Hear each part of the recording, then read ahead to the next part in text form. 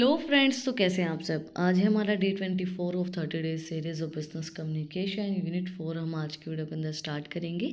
पिछली जो हमारी वीडियो थी उसके अंदर हमने कंप्लीट किया था न्यूज़ लेटर। तो अगर आपने वो वीडियो नहीं देखी है तो जो उसका लिंक है वो डिस्क्रिप्शन के अंदर है, आप लोग जाके चेक कर सकते हैं। आज हम स्टडी करेंगे यूनिट 4 को। उसको स्टार्ट करते हैं।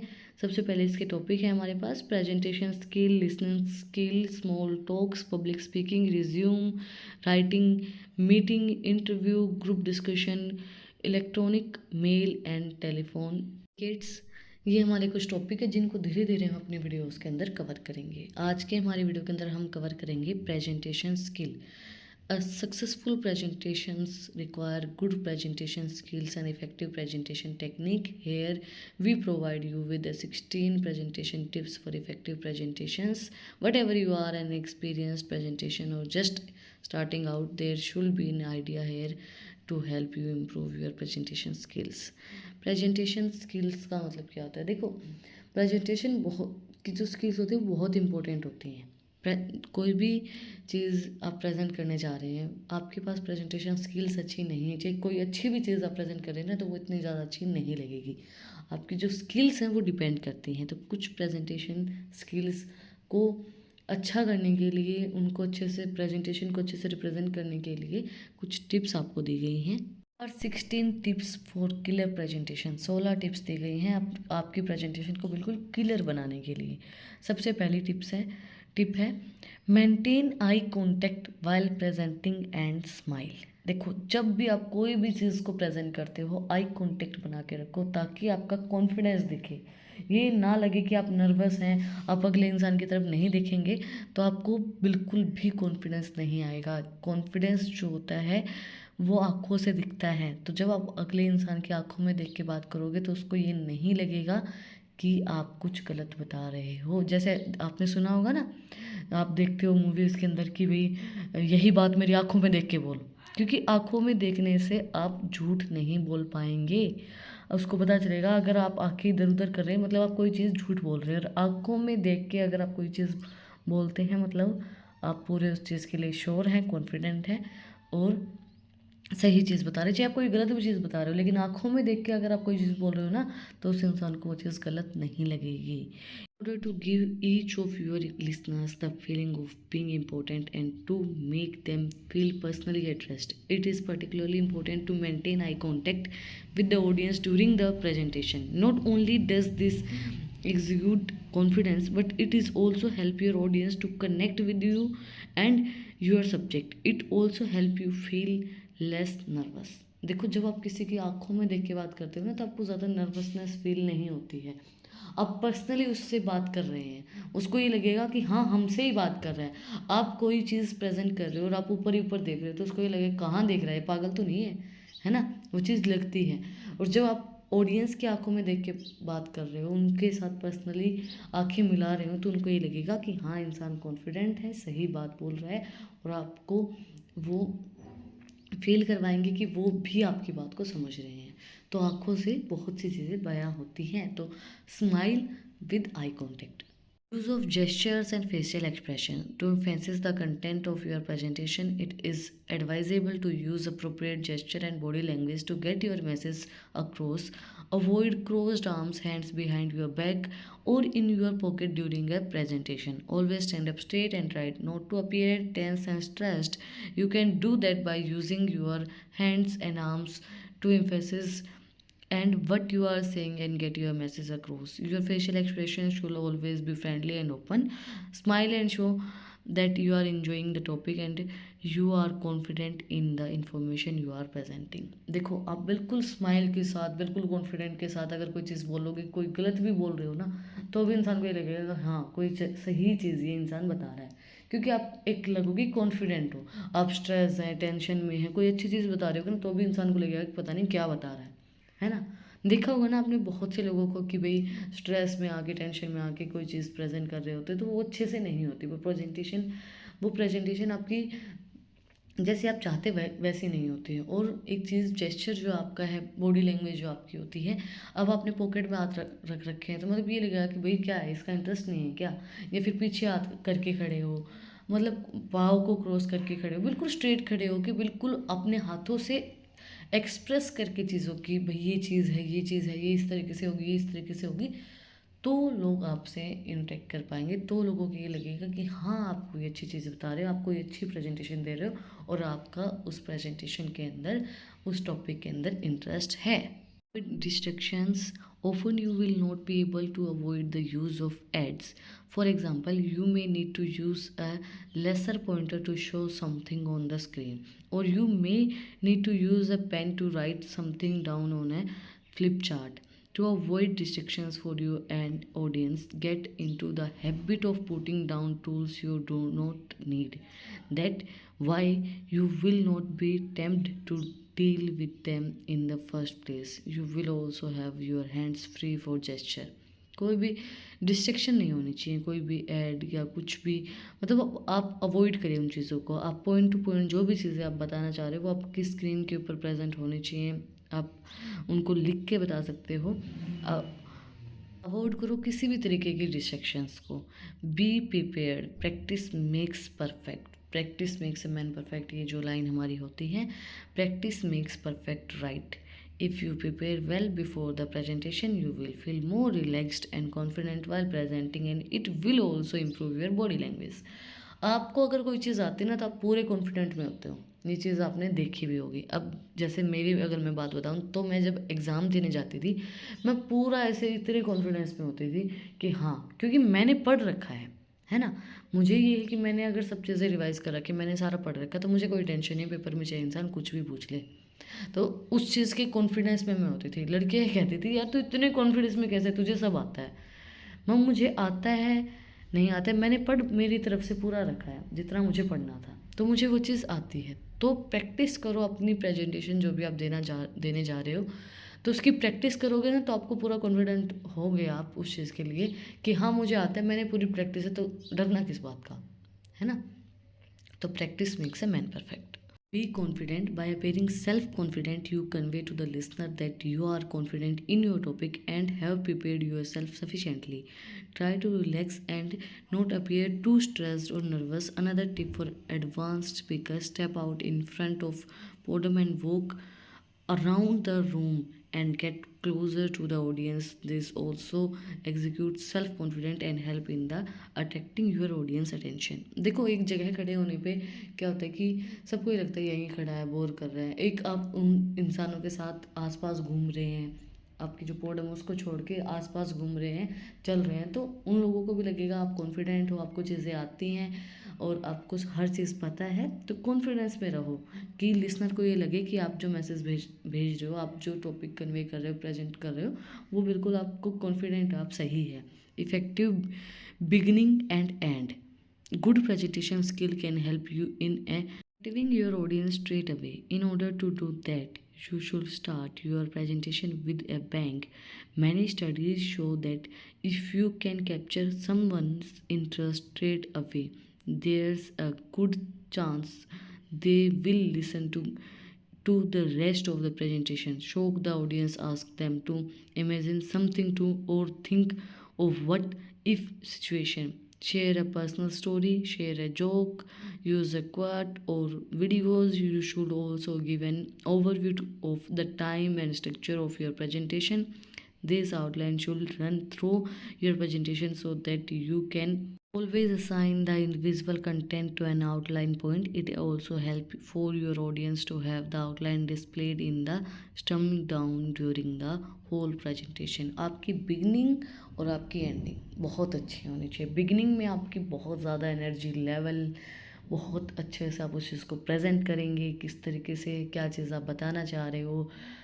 जोक मार के भी कर सकते हो, कोई क्वाड का यूज़ करके भी होता है ना। कोई भी प्रेजेंटेशन, कोई भी चीज़ स्टार्ट की जाती है तो 2 लाइनें पहले कही जाती हैं, कुछ चीज़ें शुरू, मतलब कुछ चीज़ें बोल के, कोई वीडियो को शो करके उस तरीके से आप चीज़ों को प्रेजेंट करो, या फिर कोई अपनी पर्सनल एक्सपीरियंस से कोई चीज़ बताओ कि मेरे साथ ऐसा कुछ हुआ था।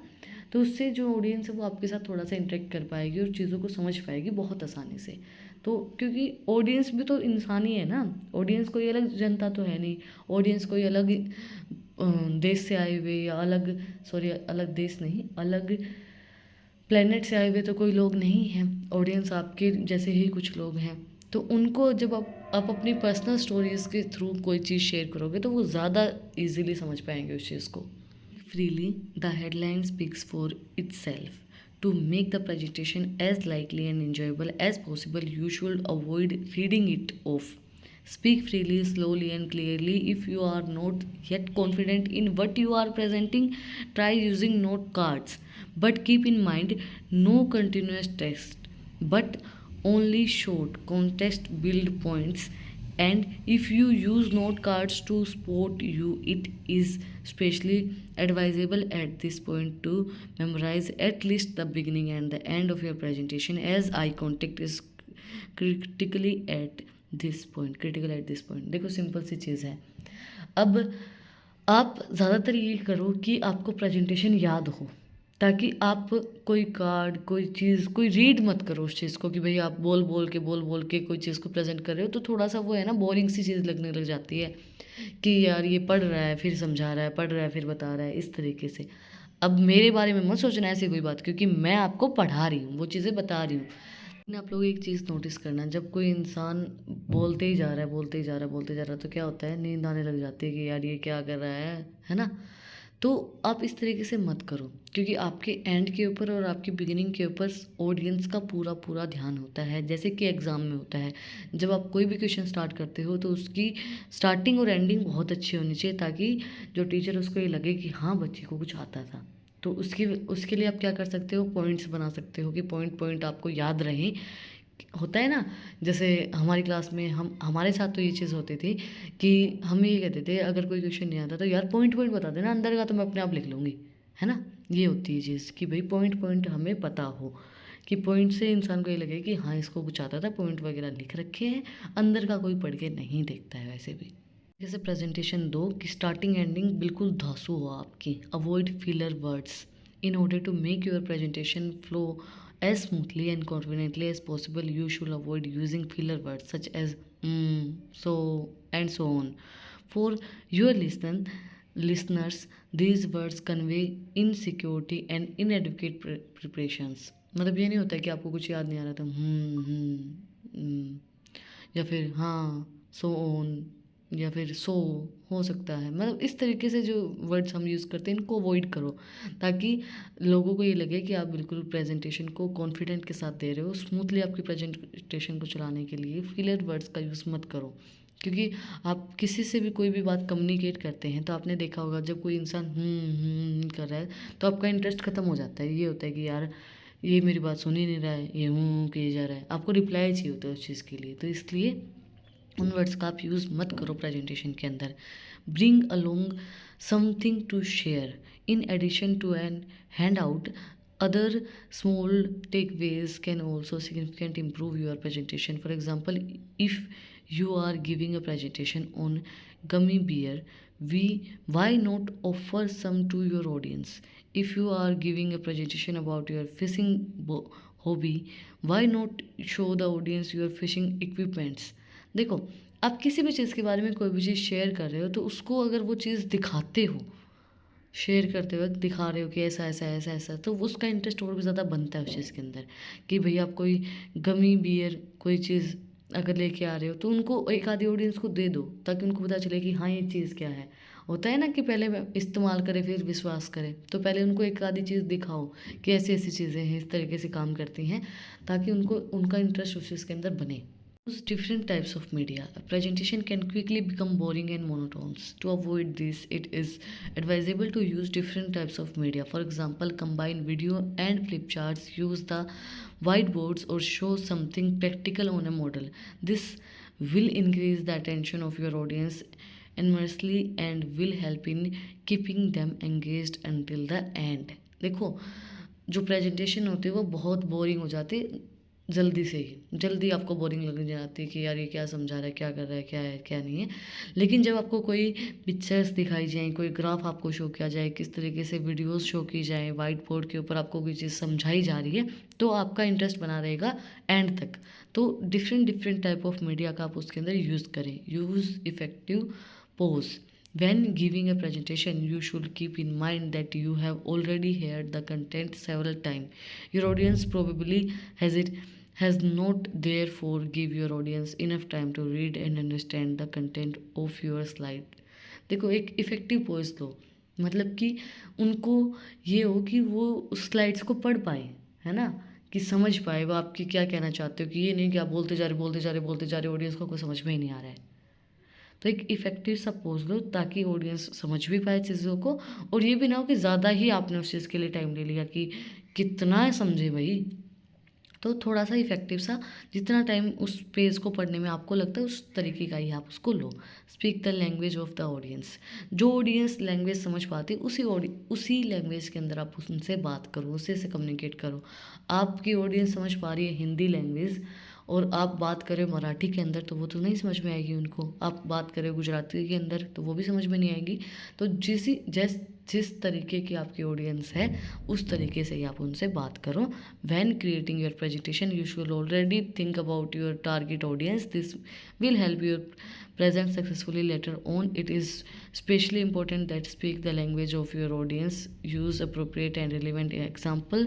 Use strong and meaningful in short sentence to avoid losing the audience. Make sure to use appropriate analogues and anticodes and avoid foreign words, empty perhaps, and clutch. If you have to use foreign word, example them and hand out to or foot note with in the presentation. मतलब कि एक अगर कोई भी चीज़ आप use भी कर रहे हो, कोई फ़ॉरेन का वर्ड भी आप यूज़ कर रहे हो कि आपको ये लगता है कि ऑडियंस को ये चीज़ समझ में नहीं आएगी, तो एक छोटा सा फुट नोट वहाँ पे लगा दो ताकि उनको पता चल जाए कि इसका मीनिंग ये होता है, मैं ये चीज़ आपको बताना चाह रहा हूँ। तो आपकी जो ऑडियंस है उसको एंगेज करने के लिए उनकी भाषा में ही आपको बात करनी पड़ेगी। अलग भाषा में बात करोगे उनको समझ में ही नहीं आएगी तो फ़ायदा क्या होगा उस चीज़ का। तो उनकी ऑडियंस, जो आपकी ऑडियंस है उसके अकॉर्डिंगली आप उनकी लैंग्वेज में बात करेंगे। Is with the audience. Always try to keep the attention of your audience and keep them engaged during a presentation. To do this, it is advisable to regularly involve the audience. One way to do this is to ask questions, deliberately ask easy questions so that can easily be answered your audience. Another way to involve the audience in your presentation is by interacting with them.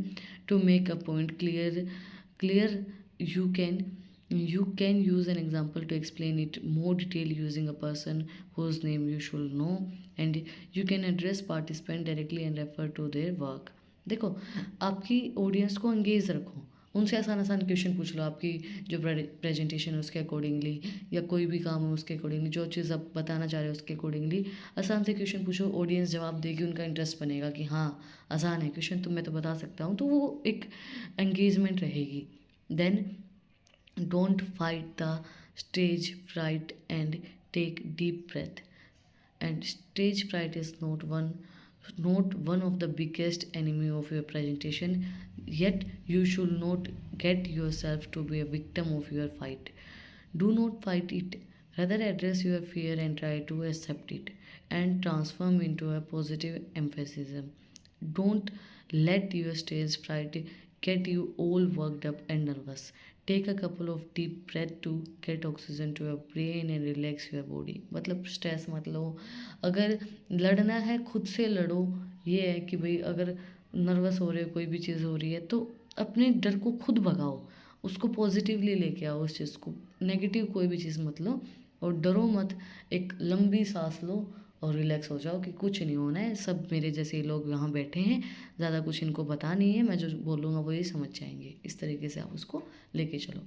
Use the right angle on standing during a presentation. One of the most frequent questions that speakers ask themselves during a presentation is how do I best position myself and where do I stand in front of the audience. किस तरीके से आपको खड़ा रहना है, ये चीज़ आपको choose करनी पड़ेगी कि ऑडियंस को आप किस तरीके से इंटरेक्ट कर सकते हो, उनके सामने खड़े होके घूम घूम के किस तरीके से। तो अपने एक राइट एंगल को चूज़ करो प्रेजेंटेशन देते वक्त, ताकि ऑडियंस समझ भी पाए चीज़ों को जो आप दिखाना चाह रहे हो, वो देख भी पाए और ऑडियंस आपके साथ इंटरेक्ट भी कर पाए। तो एक सही स्टैंड, सही पोजीशन आप उसके अंदर देखो। Create something with the white board during the lecture. PowerPoint is no longer to the tool of choice of successful presentation. Photo collage company logos on every slides and flexing textbooks often distract from the essentials. A presentation convey the audience, especially when they are witness how something is being created. In addition to be classic flip chart, the whiteboard is reminded for the purpose. This is because diagrams, keywords, and the result of the brainstorming sessions are written in the real time on the whiteboard. Boards makers allow a wide range of colors and the magnetic power of the pinning additional information. The result of presentation produced in this way is reminder longer than the ready-made slides. आप अगर कोई चीज़ board पे लिख के समझाते हो तो वो ज़्यादा इफेक्टिव रहती है। उनको पता चलता है कि मैम ने ऐसे ऐसे कोई फ़नी अगर आप डायग्राम बना देते हो तो उससे अच्छे से समझ में आएगी। किसी तरीके का कोई भी एग्जांपल आप दे रहे हो, वाइट बोर्ड का यूज़ करके दे रहे हो, तो वो बहुत अच्छी चीज़ें समझ में आती है स्लाइड से समझाने में ज़्यादा चीज़ें समझ में नहीं आती जितना अच्छे से आप बोर्ड पे समझा पाते हो। ये चीज़ मैं भी सोच रही हूँ कि मैं भी बोर्ड से ही आपको चीज़ें समझाने स्टार्ट करूँ ताकि आपको और भी अच्छे से समझ में आए चीज़ें। That's it for today. आज हमने कंप्लीट किया प्रेजेंटेशन स्किल्स को। कोई भी डाउट है, कुछ भी आपको पूछना है तो कमेंट में आप मुझसे पूछ सकते हैं। और अगर आपको इन टॉपिक्स की PDF चाहिए तो टेलीग्राम चैनल का लिंक भी डिस्क्रिप्शन में है, वहाँ पे भी जाके आप मुझे फॉलो कर सकते हैं। और भी इंटरेस्टिंग रील्स को देखने के लिए इंस्टाग्राम चैनल का लिंक भी डिस्क्रिप्शन में है, वहाँ पे भी जाके आप मुझे फॉलो कर सकते हैं। और अगर आपने वीडियो को यहाँ तक देखा है तो प्लीज़ सब्सक्राइब के बटन पे एक मुक्का मार दो और बेल आइकन प्रेस करो ताकि जो सबसे पहली अपडेट है वो आप लोग के पास आए। फिर मिलते हैं एक नई वीडियो के साथ, एक नए टॉपिक के साथ। Like share and subscribe. Thank you for watching my video and enjoy your life.